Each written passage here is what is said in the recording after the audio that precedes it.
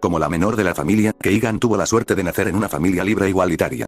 Disfrutaba de largas cenas donde podía estudiar y expresar libremente sus opiniones, como si estuviera en un pequeño tribunal.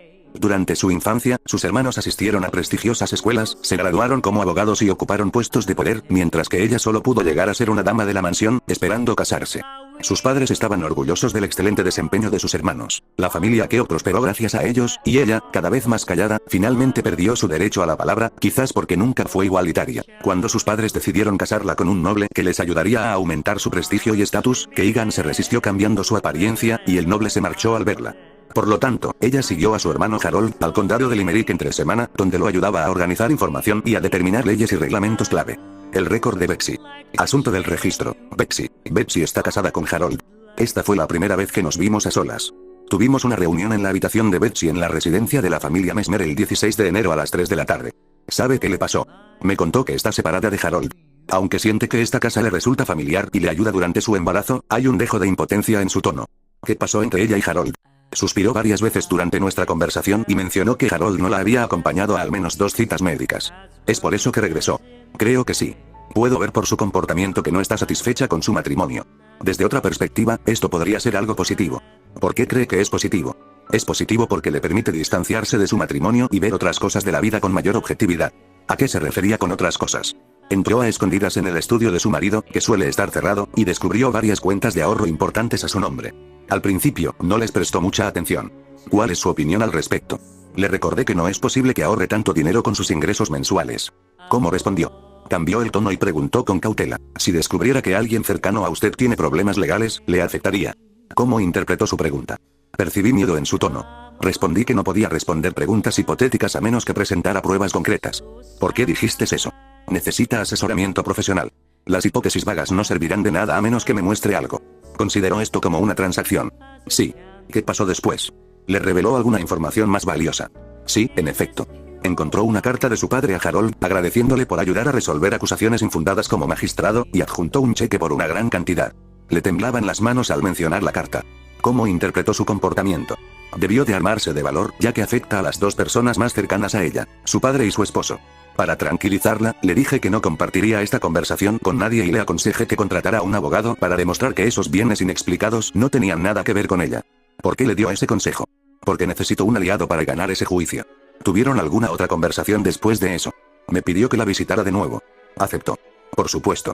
Fin de la grabación. Fecha de la grabación: 18 de enero. Grabador: Keegan. Registro de entrevistas: Harold. Asunto: Harold Nicholas Keogh. Antecedentes: Harold es magistrado en el condado de Limerick, Irlanda. El 15 de mayo, visité su habitación en el hospital como su tutora temporal y conversé brevemente con él. ¿Cómo ha estado Harold últimamente? Está muy mal. Años de tensión constante le han pasado factura. Ahora yace allí, postrado en cama y catatónico. Es como si su vida se le escapara poco a poco. ¿Quién supervisa las funciones judiciales de Harold ahora mismo? Me encargo de todo en su nombre. Al principio, no confiaba mucho en mí. Al fin y al cabo, el papel de secretario judicial no se limita a la experiencia, requiere ciertas, otras cualidades. Parece que se ha convertido en el beneficiario directo de la enfermedad de Harold. Entiendo lo que insinúa. Y, para ser sincera, gracias a los contactos familiares de la señora Betsy, he tenido acceso a ciertas sustancias, como el trióxido de arsénico, por ejemplo. ¿Ha visto a la señora Betsy últimamente? Sí. He percibido su angustia desde nuestra última conversación. Necesita mi ayuda. ¿Qué avances ha logrado en su cooperación con ella? Empezamos por revisar los cuantiosos cheques, lo que nos llevó a descubrir algo impactante. Harold había estado usando su cargo de magistrado para beneficio personal, concretamente para conseguir fallos favorables para la familia Mesmer. Sus acciones han socavado gravemente los derechos de la gente común en el condado de Limerick. ¿Es por eso que está usando trióxido de arsénico? Sí. El acuerdo entre Harold y los Mesmer se ha investigado discretamente y confirmado. El trióxido de arsénico es un veneno sutil, difícil de detectar, pero sus efectos son devastadores. Pero Harold es su hermano. No tomé este camino a la ligera. Harold se ha desviado del curso de la justicia, y tales desviaciones deben afrontar las consecuencias. Lo que importa es la justicia del resultado, no si se cumple el proceso. ¿En qué punto se encuentra ahora con sus esfuerzos? Ya he emitido varios juicios en nombre de Harold. También he revisado los documentos que posee. Uno de ellos me llamó la atención, un registro que menciona la mansión Oletus. Esa infame mansión. ¿Qué decía el registro? Hace referencia a las visitas de algunos de los individuos más despreciables que pueda imaginar. Quizás sea hora de que ellos también enfrenten su justo juicio. Ha tomado una decisión. Sí. Fin del registro. Fecha del registro: 15 de mayo. Grabado por Keegan. De niño, desarrolló una personalidad secundaria con tendencias violentas. Aunque al principio solo recortaba muñecas y juguetes, al crecer, la otra identidad, llamada él, se fortaleció y comenzó a salir de noche para atacar y matar gente. Para combatir la personalidad violenta, descubrió que pintar era el único momento en que él estaba tranquilo. Sin embargo, la personalidad inocente comenzó a debilitarse y a perder el control cada vez que la violenta tomaba posesión, hasta que finalmente él se volvió dominante y consumió por completo ambas personalidades, hasta que fueron incapaces de distinguir la mitad mala y abrazaron por completo sus deseos violentos y caóticos. En algún momento, Reaper asesinaría a 3 mujeres, al mismo tiempo terminaría una pintura que reflejaba el asesinato de una mujer. Meses después otras 2 mujeres fueron asesinadas, pero no atraparon al responsable. Su maestro James lo ayudaría a salir del país para que no se viera involucrado con los crímenes. Carta de respuesta al Barón de Ross. Barón de Ross, estimado amigo. Es un placer que le guste esa pintura, pero lamentablemente mi salud ya no me permite viajar largas distancias. Le ofrezco mis más sinceras disculpas por mi ausencia. Sin embargo, como muestra de disculpa, mi estudiante aceptará su invitación en mi nombre.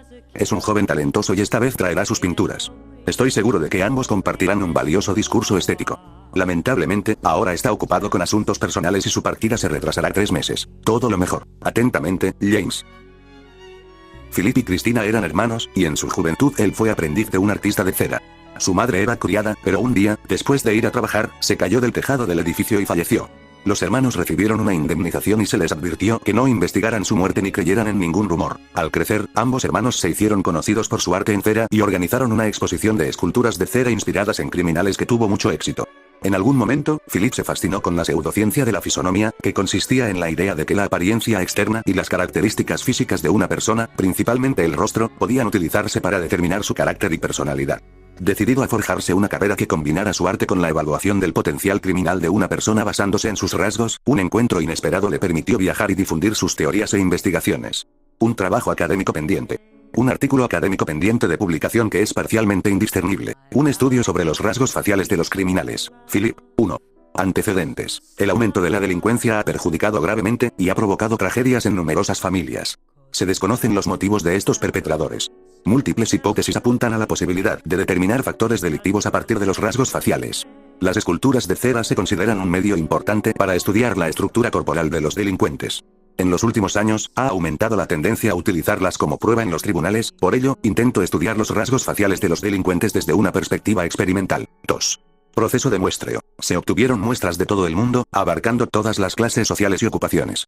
Para preservar con precisión los rasgos faciales de los criminales y controlar estrictamente la expresión facial y la postura de los modelos al esculpir las figuras de cera, es necesario garantizar la autenticidad de las figuras y esculpir una figura de cera de cuerpo entero a escala 1:1. Primero, recolectamos múltiples muestras de criminales y moldeamos esculturas de arcilla de ellos. Prestamos especial atención a los detalles de los rasgos faciales del criminal y los plasmamos en la escultura de arcilla. La cabeza es una parte importante de una figura de cera. Aplicamos yeso a las esculturas, esperamos a que se secaran y luego retiramos rápidamente los moldes y los limpiamos. La cera prefundida se vierte en el molde y, tras dejarla solidificar durante unas horas, se retira la capa exterior de cera y se vierte el exceso. Solo se conserva la capa hueca de cera y se deja solidificar durante unas horas más antes de retirar el molde de yeso. Así es como se crea la versión inicial de la escultura de cabeza de cera. El siguiente paso es la recreación de las manos y sus detalles. 3. Conclusión. Una vez terminadas las figuras de cera, comparamos los rasgos faciales de las figuras de cera de criminales y de personas comunes. Basándonos en nuestras observaciones de experimentos con múltiples muestras, descubrimos rasgos faciales de los criminales que difieren de los de las personas comunes. Frente prominente, arco superciliar y ojos hundidos, pómulos altos, dientes desiguales, cráneo y rostro asimétricos, y dedos deformados. A diferencia de otros parámetros, se observó una desviación relativamente grande en los parámetros mencionados entre los dos grupos experimentales. Desde la perspectiva del experimento, esto confirma parte de las conjeturas de las hipótesis propuestas previamente y la posibilidad de criminales natos. De ser posible, se puede monitorear y controlar al objetivo con antelación. 4. Expectativas. La investigación sobre los factores delictivos basados en los rasgos faciales es fundamental para las futuras iniciativas de prevención del delito, protección familiar y seguridad social. Prevemos que las figuras de cera se convertirán en prueba clave en los tribunales y en la resolución de casos en un futuro próximo. Así, pudo descubrir a muchos criminales que fueron juzgados a pesar de afirmar su inocencia, lo que convirtió a Philip en blanco de odio. Sin embargo, al regresar a casa con su hermana, la encontró muerta en un tanque de cera, con una nota de culpa en la pared. Lleno de culpa y arrepentimiento, creyendo que debería haber tomado sus ideales en sus manos, Philip se entregó a su arte y comenzó a crear estatuas aún más realistas, con la apariencia de criminales. Una carta escrita con letra retorcida. A mi querida Belinda, durante meses, me he envuelto en el manto de la investigación académica, pero reservando fugaces momentos para acompañarte. Aunque permaneces siempre presente a mi lado, congelada en tu gracia más perfecta, el espectro de mi prematura partida todavía me persigue. Aquellos que te lastimaron han sido arrojados a nuevas creaciones por mi mano, para nunca más ofender a los inocentes. Ellos permanecen como una penitencia, aliviando el tumulto de mi alma, pero cada uno sirve como una espina penetrante, recordándome implacablemente lo que no debe ser olvidado. Nunca olvides ese día. Nunca olvides a aquellos que ejercieron violencia con tan imprudente abandono. Nunca olvides esa alma perdida ahogándose en un mar de remordimiento. Cada vez que mis pensamientos regresan a este asunto, solo puedo retirarme al santuario de la creación, tal vez transmutar a tales transgresores en efigies de cera sea la oda más adecuada a la contrición que alguna vez podré reunir. Juré organizar una exposición de cera de una escala sin precedentes en tu honor, para conmemorar tus tribulaciones y atesorar tu imagen y tu voz. Sin embargo, estoy a un paso de este sueño, el criminal perfecto. Una exposición sin semejante demonio no es más que una sinfonía inconclusa, un vacío académico que siembra la semilla de un peligro inconmensurable para la seguridad de nuestra bella ciudad. De hecho, los criminales perfectos son una rareza. Sus historias son apenas susurros escritos en las desteñidas columnas de noticias de antaño. Quizás solo esos terribles asesinos en serie, ocultos en la oscuridad, que desaparecieron sin dejar rastro tras cometer sus crímenes impecables, merezcan tal título. Antes dudaba si atender la invitación, pero pensar en ti y en esos sinvergüenzas, que aún andan sueltos, ha fortalecido mi determinación. La información que he recopilado hasta ahora me asegura que este podría ser nuestro encuentro más cercano con el criminal perfecto hasta la fecha. Un último crimen perfecto que escenificar antes de que nuestra galería de cera esté finalmente completa. No temas, porque esta vez estaremos juntos. Sección 4.3. El récord de The Reaper. Sujeto del registro. The Reaper. Un autoproclamado estudiante de arte que llegó a la mansión aproximadamente a las 19 horas. Se conocieron por primera vez en la puerta principal. Ese día llovía y tenía la espalda y los hombros empapados. Sin embargo, sus zapatos y pantalones estaban casi impecables, a diferencia de alguien que hubiera viajado bajo la lluvia. La segunda vez que se encontraron fue en las habitaciones del ala oeste de la mansión. Todos descansaban allí, según lo dispuesto en la casa. Esto se registra después del segundo encuentro. ¿Notaste algún comportamiento extraño en The Reaper cuando lo conociste? Sí, lo noté. La persona que llegó antes que él se adelantó para saludarlo, pero la respuesta de The Reaper fue extraña. En lugar de devolverles el gesto, les dio la espalda y comenzó a secarse la lluvia del paraguas y las manos con un pañuelo.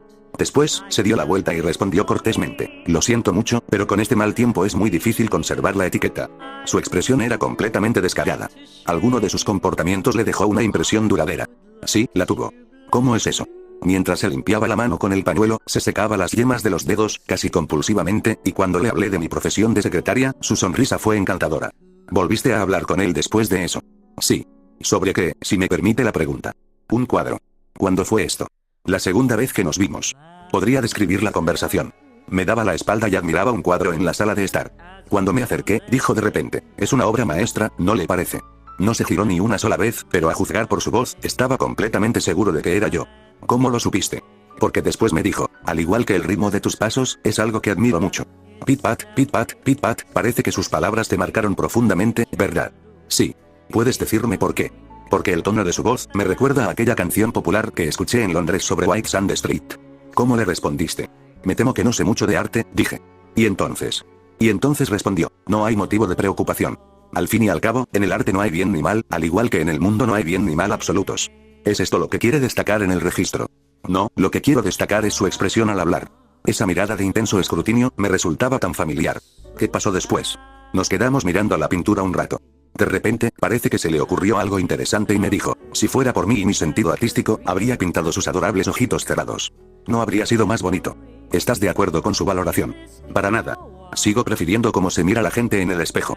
Fecha de finalización del registro: 16 de junio. Grabado por Keigan. Una carta rota. Estimado detective, respecto a la verdadera identidad del sospechoso, sospecho que ya ha formado sus conclusiones. Esto me recuerda el manifiesto de hace unos días, que resumía las historias de todos los presentes, incluyendo la del hombre que ya se ha cobrado la vida de varias víctimas. La fallecida, como recordará, exigió un juicio, pero tu firme compromiso con la justicia procesal retrasó lo que era un ajuste de cuentas inevitable. En la fatídica noche del asesinato de la víctima, el sospechoso entró en mi habitación con el pretexto de hablar de arte. Nuestra conversación nos llevó a un debate sobre nuestros respectivos campos de estudio. Para ilustrar el argumento en mi trabajo académico, le mostré notas de casos fundamentales para mi investigación. Mostró especial interés en dos casos, que, en aquel momento, explicó que eran fuentes de inspiración artística. Reflexionando ahora, esa explicación parece grotescamente absurda. El primer caso ocurrió en París, donde un criminal fue detenido mediante el uso de huellas dactilares. Tras su ejecución, las autoridades crearon un busto de cera de su cabeza para examinar las características físicas de los delincuentes. Apoyé tales medidas, pues eran valiosas para prevenir futuros crímenes. Sin embargo, el sospechoso se mostró indiferente ante mis opiniones, obsesionado únicamente con el artificio del trabajo en sí.